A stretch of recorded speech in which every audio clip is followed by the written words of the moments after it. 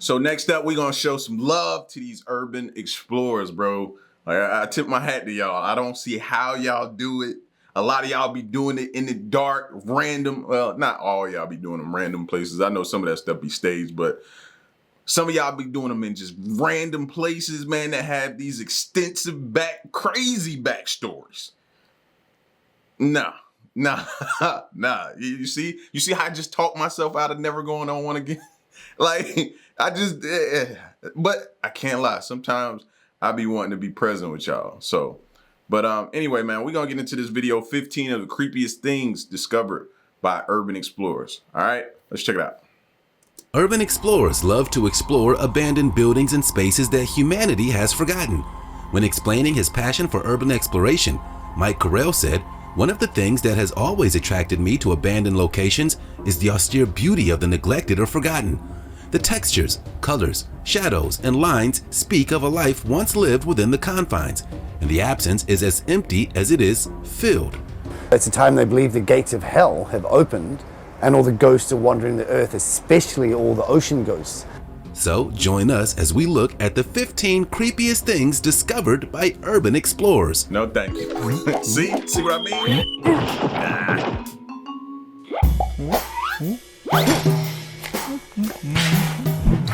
Hurricane Prison. The first urban explorer we'll be looking at is a guy named Jay, who was traveling through New Orleans. And this is a city that was devastated by Hurricane Katrina in the 2000s. When the hurricane hit, most people fled or hid, but in this prison, the inmates were simply left behind. Jay visited the Orleans Parish Prison, where its inmates were simply cut off and abandoned. According to Jay, the 617 inmates inside this sky-rise prison were left stranded with no ventilation, food, or water, trapped in their cells. Some were even flooded with water up to their chest. Some managed to bust down the cell door and get to the roof to write an SOS message asking for food. After the chaos was over, 500 inmates were unaccounted for. The prison shut down in 2012, but remnants of this tragedy are still present in this building. I never heard of that story. Did y'all ever hear that? I never heard this before. Are you serious? Like, come on, man. They're still human beings, bro. Like, that's crazy to just leave somebody abandoned in a cell like that. Now, my question to you is, okay, do the ones that left them there like that, are they being prosecuted for, because I'm pretty sure some of them probably died. Are they being charged with murder? How does that go? Like, I almost want to look this entire thing up, see if it's videos or something on this topic. How does that go unnoticed, bro? That's insane. And I know what people gonna say, well, they prisoners, this, that, and the third. Bro, you act like you don't make mistakes. And I'm not saying one mistake is bigger than the other, because murder is definitely crazy. But at the same time, that's a human, fam.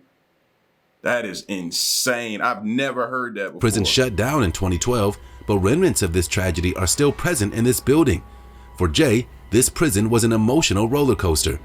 There were now abandoned cell blocks and a medical center. At the gym, Jay hit the punching bag and a bit of it fell off. When they reached the top, they made it to the most horrifying aspect of the trip. This was where the abandoned inmates waited to be rescued, but nobody came. Written on the walls are the words "help" and "food." It was absolutely chilling. Now let's get ready for today's missing topic. Next up is our missing topic. This was found by an urban explorer who wishes not to be named, as he believes that what he saw is top secret and releasing this information could be potentially dangerous. He's an American guy who was passing through a number of European cities and then decided to venture through an abandoned forest. The outer reaches of the forest were inhabited by hikers, joggers, and sightseers, but once he delved further and further into the woods, there was nobody around. Eventually, he reached a spot where he was completely alone, or so he thought. He stumbled upon this vehicle. It was too long to be a limousine and had wheels, so it was not a train carriage either. He had never seen a vehicle like this before. And how did such a huge vehicle like this get in the forest? How could a vehicle of this length pass through this maze of trees? This is where we need your help. What do you think is happening in this picture? Let us know in the comments, and be sure to include the hashtag missing topic. We're honestly stumped by this, so let us know. Like, I hope that was once like a ride for a theme park or something like that. Like, I have no clue. I've never seen nothing like this. as soon as you can. Hey, did you know that if you smash the like button, subscribe, and click the notification bell, you're more likely to win the lottery? So what are you waiting for? Cave under haunted house. Next up is footage from an urban explorer named Cappy, who's filming what looks like a haunted house. The plot thickens though when he discovers that there's essentially a cave underneath the entire house. And like any good urban explorer, he decided to venture down into this scary cave. He found that the rocks were covered by moss and a horrible smell was coming from the cave. He looked down further into it and found some water. Cappy then jokes that he wishes he brought his metal detector as he believes there could be some cool stuff down here. He eventually reached a dead end in the cave as there was simply too much water, but it looked like an entire stream system was beneath the house. The underground cave and stream seemed quite suspicious, but a commenter on the video gave a more innocent explanation. The user said this was a common practice to build the house over a spring source and run it through the basement. It would create a cold cellar where goods can be preserved longer, and it also protected the water source at the point of where you draw the water. Commenters also pointed out how beautiful the house is still, despite being abandoned. One user said, "Sure wish I had found this place 20 years ago and renovated it. What a treasure. Anyone with a lick of sense should buy this, fix it, and live in it. You can tell it was built from excellent craftsmanship. For less than the cost of a tick-tacky home, you could have had a beautiful, solid house." Japanese Wild West Village. In the same way many Americans are obsessed with anime and martial arts movies, there are also Japanese people who are obsessed with cowboys in the Wild West. And in the 1970s, a Wild West amusement park was opened. It was a place where you could enjoy simple cowboy activities. You could go horse riding, learn to lasso, and do some fishing. Eventually, it grew into an actual theme park. But in the mid-2000s, the park seemed to lose popularity. Nobody in Japan wanted to be a cowboy anymore. They reduced ticket prices, but this simply wasn't enough. Today, the Wild West Village is a ghost town. It has stood derelict for nearly 15 years, and there's not a cowboy in sight. I think it'll come back around though. And that's just like anything else. A lot of times things will, oh bad, phone ringing. A lot of times things will die off, die down. They'll hype around it, simmer down, but then it'll come back around to it. Just like clothing, fashion, you know what I'm saying? Different things go out of style, then they come back in style. I think the same thing will happen with stuff like this. You know what I'm saying? Because I don't even be thinking about that, but when my grandma comes to town, I'll start watching old cowboy movies with her because that's what she likes to watch. She likes to watch the old Westerns and different ones like that. You know what I mean? So I think it'll come back around, man. All it takes is one good box office film to be surrounded by that, and a whole wave will come back. I promise you. It has stood derelict for nearly 15 years, and there's not a cowboy in sight. Urban explorer Micah Moore decided to see what the park looked like today. This involved walking across an incredibly dangerous canyon road bridge. Everything you would expect to see in a cowboy village is there, such as saloons, churches, and the sheriff offices. Cowboy-themed arcade games were also there, and there's even a mini Mount Rushmore built, as well as a shooting range. It's almost a trip back into two periods of time, the Wild West of America and Japan 20 years ago. Soviet Space Shuttle. When Neil Armstrong first stood foot on the mountain, it was a great day for humanity, but it was specifically a great day for America, who had beaten the Soviet Union in what's known as the space race. Both the US and Russia were desperate to get to the moon first and demonstrate which one was superior. Once the Soviet Union knew it had lost this race, its space program was largely abandoned. So, in a hangar in Kazakhstan, which used to be part of the Soviet Union, there's an abandoned space shuttle. That's crazy. Imagine amounts of money. And because we've been looking into stuff like that, we've heard the astronomical numbers that it takes to build some of this stuff and get some of these things done. Like, to just abandon and walk away from that's unfathomable to me. And the Urban Explorer channel had to find out what it looks like today. This involved driving all night to get to the spot, but at the same time not getting caught. They climbed in through a window and soon found the shuttle and climbed inside. The shuttle looked old and worn on the outside, but on the inside the shuttle looked completely new. It was built to go into space so it could survive even the very worst of conditions. So, 30 years inside a hangar in Kazakhstan left not much damage to the inside. The Buran had one flight in November 1988. A year later, the Berlin Wall fell and the Soviet Union collapsed. The newly independent nation of Kazakhstan had a space shuttle they didn't know what to do with, so they just left it there. What could have been the most iconic space shuttle of all time is just wasting away at an abandoned site. At least turn it into like a museum or something. Like you can figure out something to do with it. Door in the mountain. Our next explorer comes from a channel known as Red Media. He's walking along a mountain until a plank is used as a walkway into the door in the mountain. When he gets to the cave, there are warning signs to be careful. But to urban explorers, these warning signs only motivate them even more. And the Chaffbalk is an ice cave, often nicknamed as the door in the mountain. It looks as if the mountain is a building and this is the passageway inside. In the YouTube description it reads, in 1822, General Henry Dufour visited that cave to write about it. It's called the Chaffbalk, sheep hole in English. We have sheep up there. Then before the Second World War, the Swiss Army built this bunker into it. Reinforcements in the form of concrete walls, iron doors, and shooting holes. It wasn't used, and it's currently open to hikers at their own risk. As you may already know, Switzerland was neutral during World War II, but this is partly because of how well protected the Swiss are. They're so well prepared for war that nobody bothers invading them, including Hitler. This hidden bunker is a reminder that the Swiss are a friendly people, but ready for war if need be. UFO Village. In Taiwan, there's a place known as UFO Village, but these are not actually UFOs, yet there is still an incredible amount of mystery surrounding them. According to Atlas Obscura, there doesn't seem to be any publicly accessible information as to where they came from, or even exactly where they were built. This pod village sprung up in the 1970s, but not much has happened since. The square-shaped structures are known as Venutros, whereas the circular-shaped ones are called Futuros. The reason why this place was abandoned could be that a nearby property development was made around the same time, and they couldn't find anyone to live there, or that the houses became too expensive to build. John Sabo is an urban explorer who dared venture into this UFO village. The pods are run down and dilapidated, and the place looks apocalyptic. The mystery surrounding the place has led to a number of rumors. There's believed to have been a number of unexplained accidents at the site, as well as suicides. The footage of the place is incredibly chilling. See, I ain't expect to hear that. Anything else, I think they could have probably recovered from. But you add that to it, I don't see it. I don't see them turning that place around. Abandoned Rothschild Mansion. You might recognize this abandoned mansion from the movies. It's been shown in Batman Begins, Eyes Wide Shut, and Brazil. In the first Christopher Nolan Batman movie, this house was Bruce Wayne's mansion.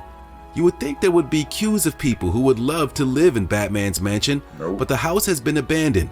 It was a house built in the 1800s and owned by Baron de Rothschild, an English businessman and part of the Rothschild family who invented modern banking.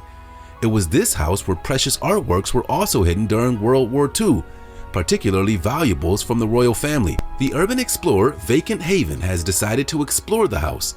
They traveled up through the trees in case somebody was actually in the house looking out. What's inside is an incredibly derelict building. There are rooms with furniture and household ornaments chucked everywhere. Lots of fairly impressive paintings are also just lying about. There's probably over $1 million worth of stuff still in there, and that's crazy to even think about. It probably is, and nobody even knows it. Like the haunted mansion we saw earlier, this is another amazing house that's just been abandoned and left to decay. Abandoned shopping mall. Our next discovery is not something limited to one specific area. In fact, these can be found all across the USA. These are abandoned shopping malls, which look like something out of a horror or zombie movie. Wow. And this is what was discovered by the urban explorer Urbex Off Limits. He came at night with a torch, specifically in search of an abandoned Mexican restaurant. He hears a lot of noise, but then realizes that it's some of the neon lights buzzing. The mall has been completely untouched since its abandonment. They see a card shop full of birthday cards that will never be received by anyone. Someone wrote on the video, "It's sad seeing a mall that was once visited by hundreds of people in a day to now being forgotten? How many memories were made here? How many artifacts left behind? The COVID-19 pandemic is sometimes referred to as retail apocalypse, as it severely impacted the retail industry. At first, they lost business because people were hesitant about leaving their home. Then they experienced lockdowns where people simply weren't allowed to visit their stores. People began switching to online shopping, and shopping malls lost out on a lot of business. And this trend is only set to continue. Expect to see more and more of these shopping malls around the world. Abandoned city.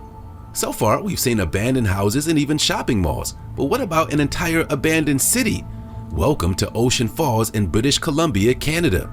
If you ever want to visit, you need to travel by boat or by seaplane. For thousands of years, the area was inhabited by the Heitsuk people. These were First Nations people with their own unique language and culture. But in the early 1900s, European settlers decided to invade the area. When they saw the abundance of forests and open lakes, they decided to take charge. Soon, major companies decided to exploit the resources, and it became a small town. A few large companies were thriving and employing almost everyone in the town. But by the 1970s, these companies pulled out of Ocean Falls and its factories were shut down. Most of its residents were now unemployed, and this had a knock-on effect. The convenience store owners and restaurant owners now had no customers. Eventually, the town was abandoned. This abandoned city was visited by urban explorer Life of Fluke. He visited its largest hotel with 400 rooms unoccupied for roughly 50 years.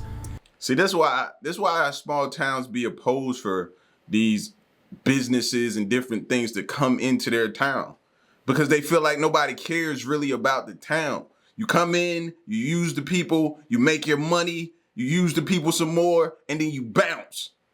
And then the town is left in shambles. They're left holding the bag. And you didn't leave it better. It'd be different if you left it better than it was when you came.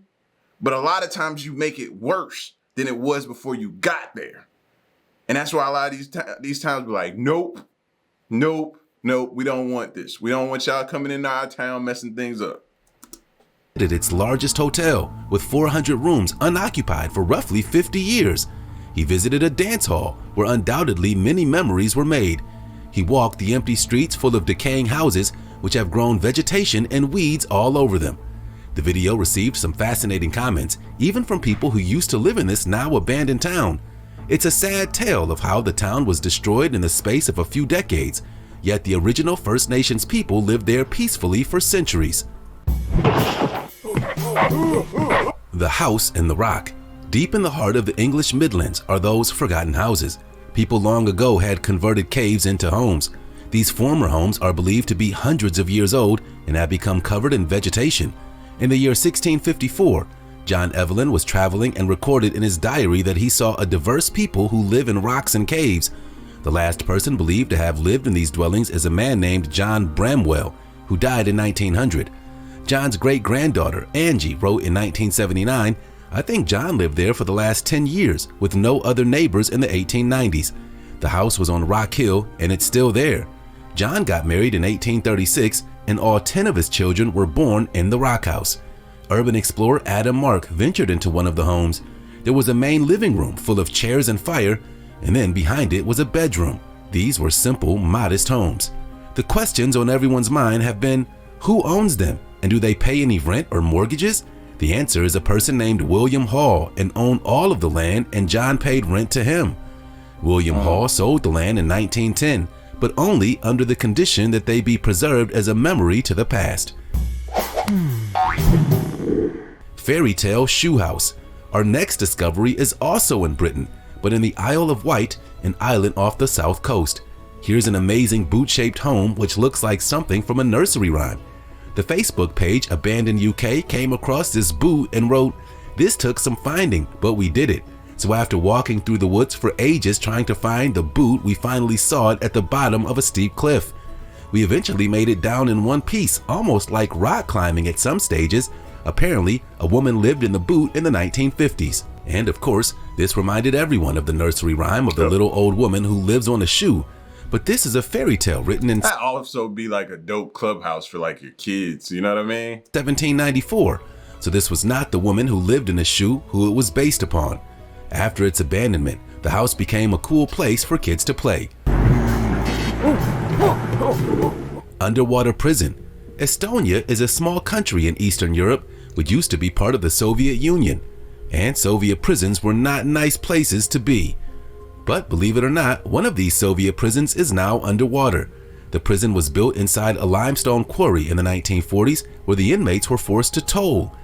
But in the 1990s, Estonia gained independence and the Soviet Union was no more. But this prison was left to waste. Over time, groundwater seeped into the quarry, and today we now have a prison which is almost entirely underwater. Because of this, the spot has now become a popular spot for divers where they can swim through an abandoned prison. The YouTube channel TreaderTube traveled over and scuba dived through the prison. They found a series of rusty and ramshackled machinery. Lots of random objects lay littered across the bottom of the ocean. Look at the barbed wire. You saw the barbed wire? Look at me getting excited. Yo. Machinery. Lots of random objects lay littered across the bottom of the ocean. Divers have, like, you hear it, but it's still like hard to picture in your mind. An underwater prison? Have even put found items on a specific ledge to showcase what they found. It's unclear as to why this prison was never destroyed. A lot of former Soviet countries tore down its communist buildings in the hopes of starting afresh. Estonia is now a relatively wealthy country, but this was not the case when they became independent and they left it too late until it was underwater. Or maybe they thought of leaving it there to serve as a reminder of their dark past and the hardship previous generations had to go through. And the irony is, if they removed this Soviet prison to make Estonia a nicer place, they would not receive the same influx of dark tourists. McBarge. In Vancouver, Canada, there's something known as the McBarge. This is a floating McDonald's which has since been abandoned. The restaurant has been closed since 1986. It was also used as a filming location for the 2004 superhero movie Blade Trinity.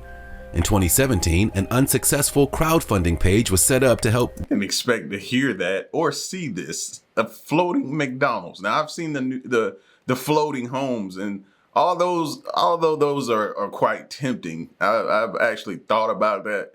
Just, waking up in some foreign place, though. You mess around and forget to tie it off one night, and you wake up, sleep for too long, and wake up in a foreign. Yeah, no, thank you. Revitalize the McBarge.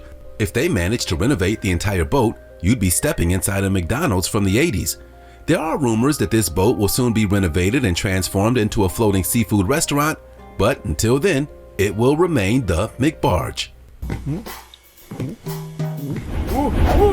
Rosie the shark. Rosie the shark is a deceased but also preserved 5-meter great white shark that was once left in an abandoned wildlife park in Australia.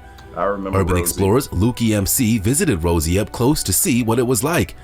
The shark was caught in 1997 after wandering into a fisherman's tuna fishing nets. There was no way to free her safely, so the shark was humanely killed. Wildlife Wonderland took an interest in the shark and purchased it off the fisherman and decided to put the gigantic sea creature on display. Rosie was on display in a tank until 2012 when Wildlife Wonderland closed down. With the wildlife park abandoned, the site became a spot for teenagers and was often vandalized. A TV was then thrown inside Rosie's tank. This was shown in 2018 footage and it soon went viral. It went so viral that someone wanted to buy Rosie the shark once more. In 2019, Rosie was purchased again and now sits inside the Crystal World Exhibition Center. Abandoned skyscraper. Our last spot brings us back to where we started, New Orleans. And lastly, what could be creepier than an entirely abandoned skyscraper? This is Plaza Towers, which stretches 45 stories high, but not a single soul inhabits the building. It's actually the third tallest building in all of New Orleans and Louisiana. So why would an entire skyscraper become unused? The simple reason is safety. The building has been closed down since 2002 because of asbestos and mold. It was sold in 2005 for $4 million. The person who bought a 40-story building for this price probably thought they stumbled upon a bargain. But in 2011, they sold the building for $250,000. $250,000 for a 40-story building is simply unheard of. Right. But given that 10 years have passed, gotta be pretty bad, and the doors remain shut, this might even be a lost cause. Demolishing a 45-story is easier said than done. Despite the dangers associated with this place, urban explorer Condition Orange decided to venture inside wearing a gas mask. The building had also been rescued due to an alleged murder at the location. What they found were empty parking yeah. Demo it down. There's too much going on here. lots and stairs. Too much. A lot of the doors had been boarded up. Graffiti was everywhere, suggesting that people always come up here. The floor numbers are even marked. They reached the top and saw a mattress. Somebody had been living there, and they soon found out why they had been secretly living at the top. There are drugs scattered across a table. Well, at least somebody is getting use out of that building. And that just brings us to the end of this journey. Hopefully this video has sparked an interest in urban exploring and their many adventures. No, because it just gave you one reason why you shouldn't be just randomly traveling some of this stuff. You don't know if asbestos is just, you know what I'm saying, all throughout this building and you just exploring and you think you just getting some footage for YouTube, but no. You need to be testing this stuff before you enter, man, or you could have a situation like that. I'm pretty sure them people that they found that were, or they didn't find but saw that was living there didn't know that asbestos was probably floating throughout the air. You know what I'm saying? So y'all get at me in the comment section though, man, and let me know what you thought of this video. And stick around and stay tuned. I'm gone. Peace.